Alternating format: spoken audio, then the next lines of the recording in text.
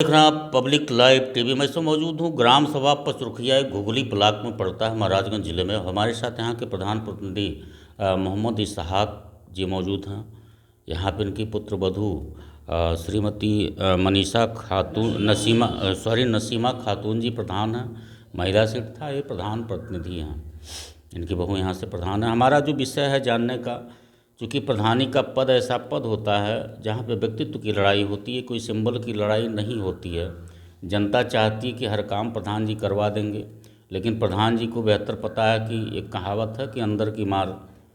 बाकी आप लोग समझ गए होंगे। विधायक सांसद से कोई पूछने वाला नहीं है, नगर पंचायत में जाइए वहाँ कोई पूछने वाला नहीं है कि क्या हो रहा है क्या नहीं हो रहा है।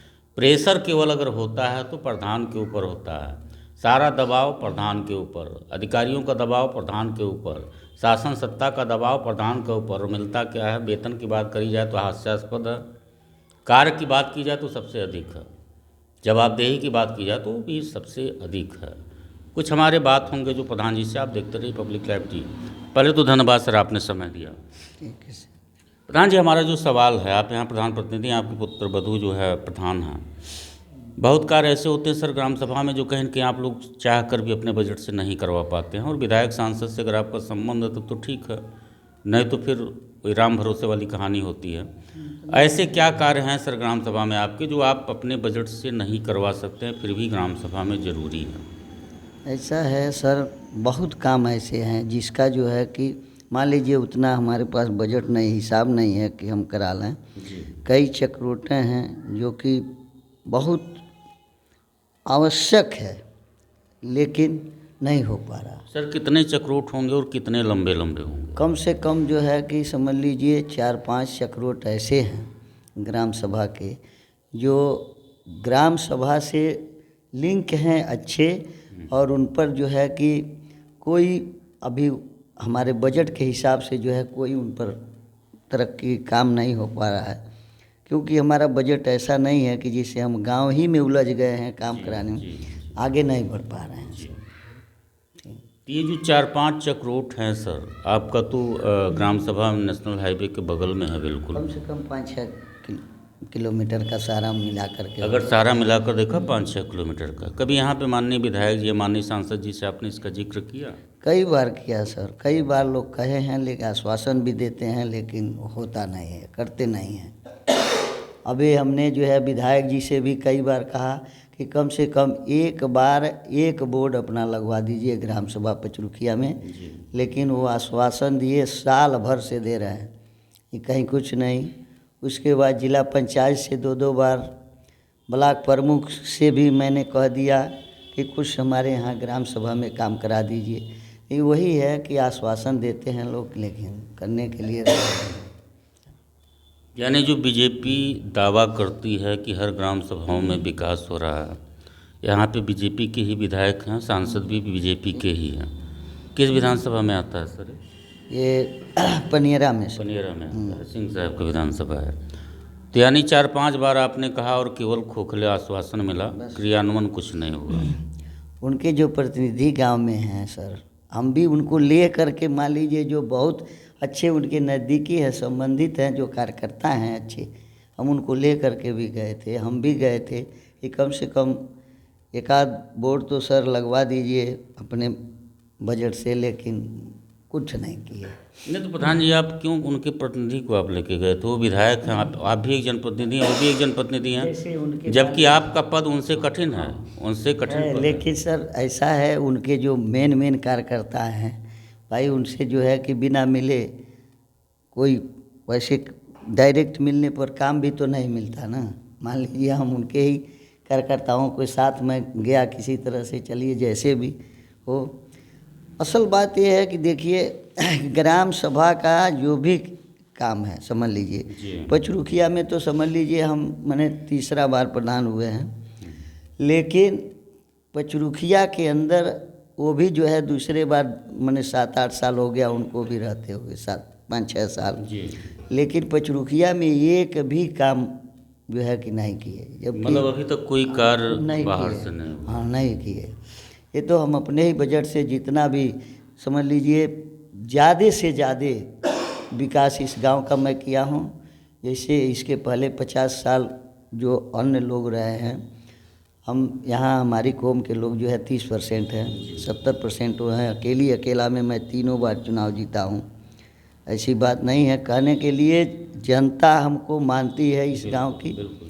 और दूसरी बात ये है कि काम भी हम उन लोगों से, जितना वो लोग जो 10% 20% किए हैं, तो मैं 50-60% किया हूँ गांव का काम।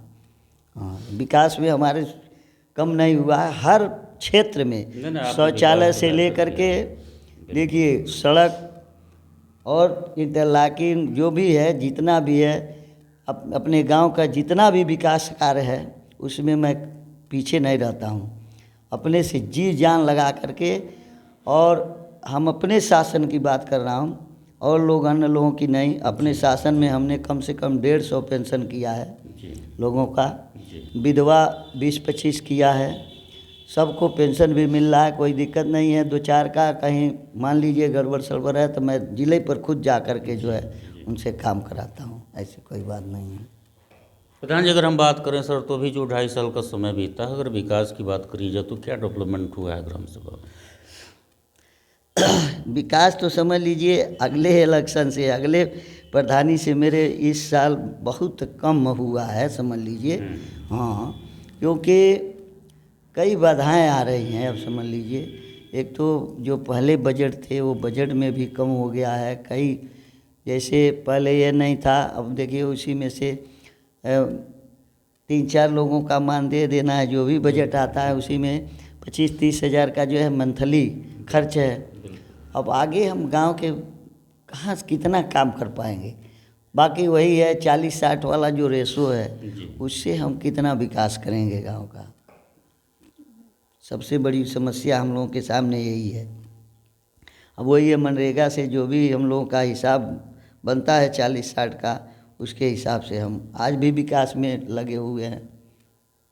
प्रधान जी, मानदेय की बात अगर हम करें तो क्या अपने मानदेय से आप खुश हैं? मानदेय से हम क्या खुश रहेंगे बताइए?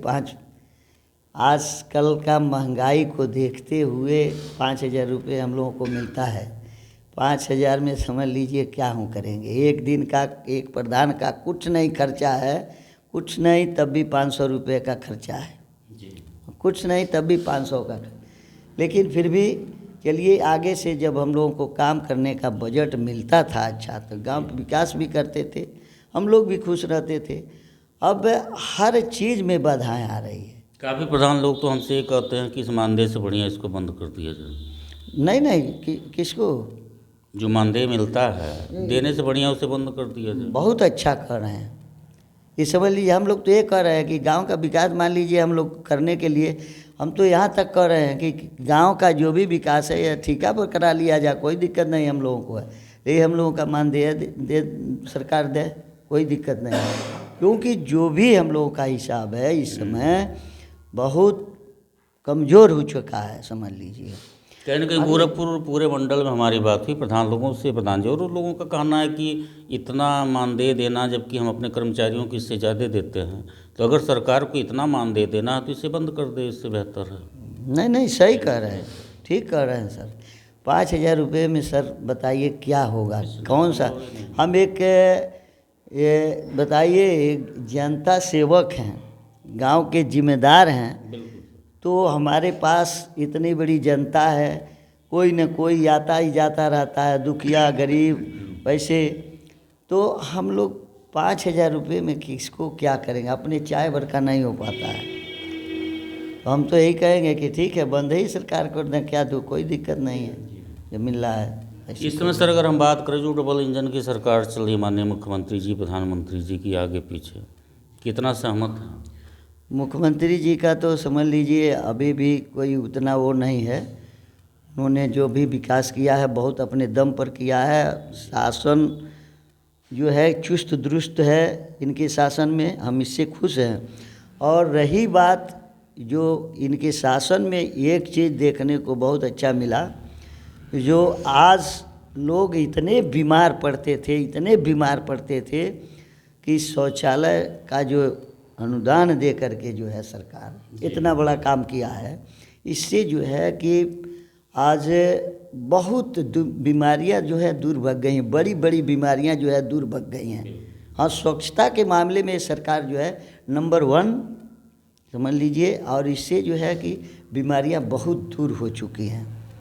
हम खुद ही अपने गांव में समझ लीजिए कम से कम 400-500 शौचालय दिए, हर घर को दिए हैं। हाँ, जो बहुत एकदम वो हैं, उनके पास भी जो परेशानियां हैं मैं उनका देख करके दिया हूँ, ताकि कोई गांव के बाहर जो है कि शौच करने ना जाए। प्रधान जी, 2024 का चुनाव नज़दीक है, आप माननीय मुख्यमंत्री जी से सीधे क्या कहना चाहते हैं अपने ग्राम सभा के विकास को लेकर? मैं तो यही कहना चाहूँगा माननीय मुख्यमंत्री जी से कि विकास के लिए हम लोगों को जो है कि जो भी है अच्छा से, जैसे पहले हम लोगों को विकास के लिए पैसा मिलता था, जो फंड हम लोगों को मिलता था, वो फंड इस समय कम है, पहले जैसे अब फंड नहीं है। और उस फंड जो मिल भी रहा है उसमें ज़्यादा खर्चे हैं, 25-30 हज़ार रुपये मंथली का खर्च है ग्राम सभा का। वो जो भी बजट आता है वो इसी में चला जाता है। हम लोग विकास बाधित होता है गांव का, हम लोग बहुत इससे खिन्न हैं।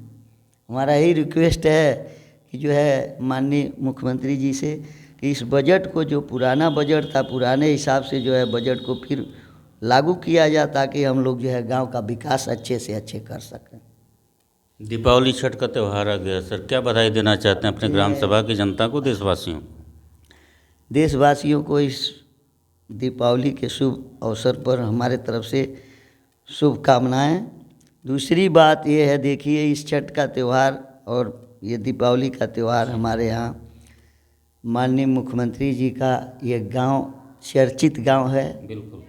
और यहीं से वो उनका जो है जो कुछ भी हुआ है अच्छे से अच्छे जो है कि आज कहाँ पहुँचे हैं इस पचरुखिया गांव से। तो हम तो यही कहेंगे कि मुख्यमंत्री जी से कि हम लोगों का जो है कि जितने प्रधानों के ऊपर जो है ज़्यादा से ज़्यादा ये ध्यान दिए सरकार, और हम लोगों का अच्छे से अच्छे जो है गांव का विकास कर सकें। धन्यवाद। हमारे साथ मोहम्मद इसहाक, जो पचरुखिया ग्राम सभा घुघुली ब्लॉक महाराजगंज जिले के प्रधान प्रतिनिधि हैं।